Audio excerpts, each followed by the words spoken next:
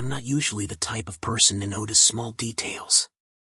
I go through life pretty distracted most of the time, rushing from one thing to the next, but for some reason, this one detail, this one odd little thing, kept nagging at me. It happened a few months ago, on a day when I wasn't even planning to stop by the library. I was driving home from work, same route I always take, when I passed the building and felt this pull. That's the only way I can describe it. Like a nudge at the back of my mind telling me, go inside. I hadn't set foot in my local library in years. Not since college, when I basically lived in the study rooms during exam season. Walking through the glass doors felt like stepping into a memory. Everything was exactly as I remembered, the quiet hum of fluorescent lights overhead, the faint but unmistakable smell of dust mixed with old paper, the soft squeak of sneakers and loafers against the worn linoleum floor. Even the big corkboard near the entrance, cluttered with flyers for book clubs, knitting circles, and yoga classes, looked frozen in time. I didn't really know what I was looking for, so I just drifted through the aisles, letting my fingers trail across the spines. Romance, fantasy, history, mystery, all the usual categories. I remember thinking how oddly comforting it was, being surrounded by rows and rows of stories. And then my eyes caught on it. It was shelved neatly enough, but something about it didn't match the rest. The spine was a dull, faded green, the kind of green you'd expect on an old textbook or a weathered leather journal. No title, no author's name, no publishing mark at all. Just a single embossed symbol in gold, a circle, with 3 straight lines cutting through it like spokes. I stood there for a few seconds, staring at it. It shouldn't have stood out, but it did. Every other book had something on the spine, even the oldest ones had a title you could make out. But this one was bare, anonymous, almost like it was hiding. Naturally, curiosity got the better of me. I slid it off the shelf and felt the weight in my hands. It wasn't heavy, but it felt solid. The cover was rough under my fingertips, textured like cloth, but stiff with age. I opened it, expecting to see the usual, a title page, maybe an author, a copyright date. Instead, I froze. The pages weren't printed. They were filled with handwriting. Some neat, looping script that looked like it belonged in an old diary. Some scrawled hastily, messy and crooked, as if scribbled down in a rush. Each entry was different, written in different styles of ink, like dozens of people had left their mark over the years. It wasn't a book. It was a collection of voices. There was no copyright page. No barcode sticker. Nothing that marked it as a published book. It looked more like a journal, passed from hand to hand, somehow finding its way here. And yet, there was a library sticker on the spine. A tiny white square with black numbers, just like every other book on the shelf. Somehow, that gave me a little jolt of reassurance. It belonged here. It had to. Or so I thought. When I brought it to the counter, I expected nothing more than the usual beep of the scanner. Instead, the librarian frowned. She scanned it again. The little machine beeped once more, but this time a red light blinked on her screen. She tried a third time, then tapped a few keys on her computer. Her brow furrowed deeper. Finally, she looked up at me. "This book isn't in our system," she said flatly. I laughed awkwardly, trying to break the tension. Maybe the barcode's just smudged or something. These stickers wear out, right? Maybe the scanner just can't pick it up. The librarian didn't laugh with me. She tried the scanner again, then typed something into her computer, her eyes narrowing. The little screen flashed red once more. "No," she said quietly, her voice lower now. "It's not just the barcode.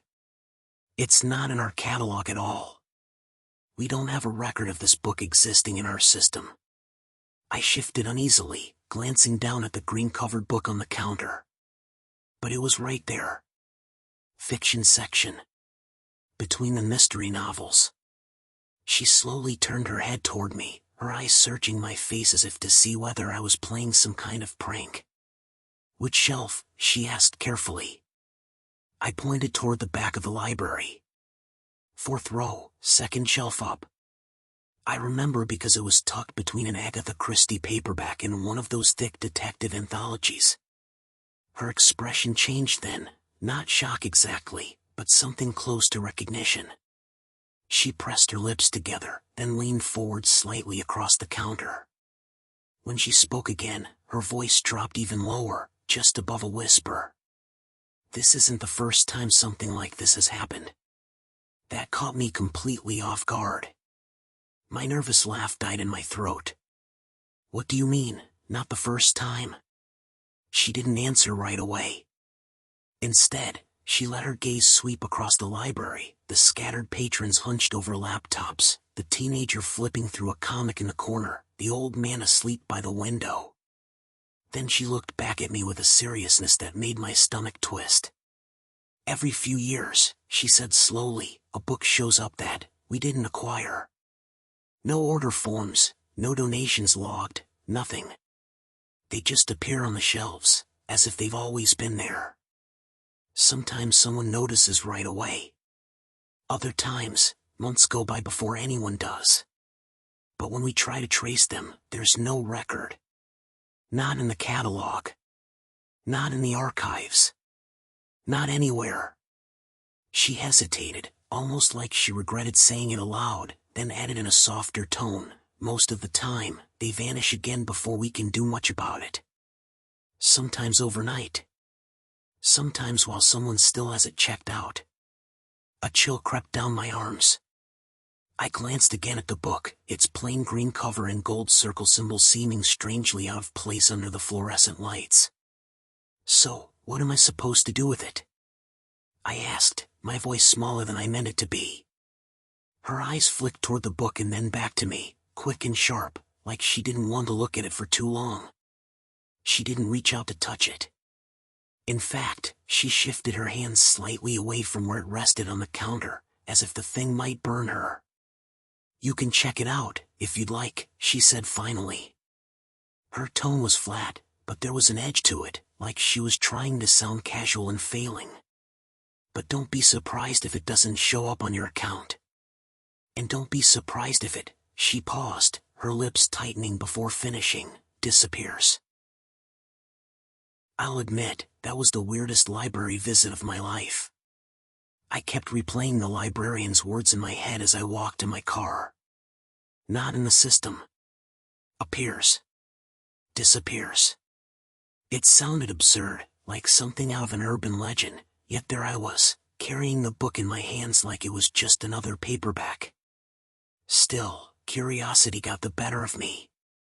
When I got home, the first thing I did was check my library account online, just to see if she'd been exaggerating. Sure enough, nothing was there. My checked-out items list was completely empty, as if I hadn't borrowed a thing. No due date. No record. It was like the book had slipped right past the system, invisible to everything but me. That alone should have been enough to creep me out, but instead, I felt this strange thrill. Like I was part of something secret. That night, after dinner, I set the book down on my desk. The cover looked even stranger under the yellow glow of my lamp, the green was duller, almost gray now, and the gold circle symbol seemed to catch the light in ways that made it shift, like it wasn't entirely flat. I ran my finger across it. Cold. Smooth. Almost metallic. I flipped it open. Each page was filled with handwriting, but no two were alike.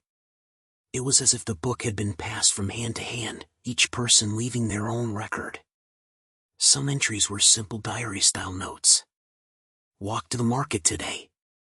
The weather was fine, though colder than I expected. Saw Mrs. Harper at the corner and we spoke briefly. Others were confessions, written in shaky letters that made me imagine the writer's hand trembling as they scribbled. I wish I had told her the truth before she left.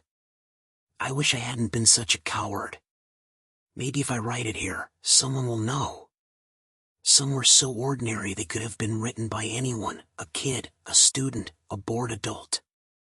People writing about their days, their struggles, their dreams. But then I started noticing the strange ones. One page read, in tidy, deliberate ink. If you're reading this, it means the book found you. Don't ignore it. Write something down. Leave your mark. It matters more than you think. My chest tightened as I read it. The phrasing made it sound like the book had some kind of will, like it chose me. A few pages later, another entry caught my eye. This one was scrawled in uneven letters, the pen strokes heavy, almost tearing the page. Don't trust the librarian. She knows more than she lets on. I froze. The memory of her words at the desk, "This isn't the first time something like this has happened," flashed in my head. My first instinct was to laugh, to brush it off as coincidence. Maybe someone just had a grudge against librarians in general. But the timing of it, reading it the same day I'd been warned in hushed tones, felt deliberate. I let out a nervous laugh anyway, just to break the silence of my empty room. The sound echoed too loudly. But then I turned the page, and my heart nearly stopped. The next entry wasn't old, wasn't faded. The ink was dark and fresh, the stroke sharp. And the handwriting, I knew it instantly. It was mine. Every curve of the letters, the way I dotted my I's, even the small upward slant at the end of my words. It was undeniably my handwriting staring back at me. And yet I hadn't written in it. Not yet.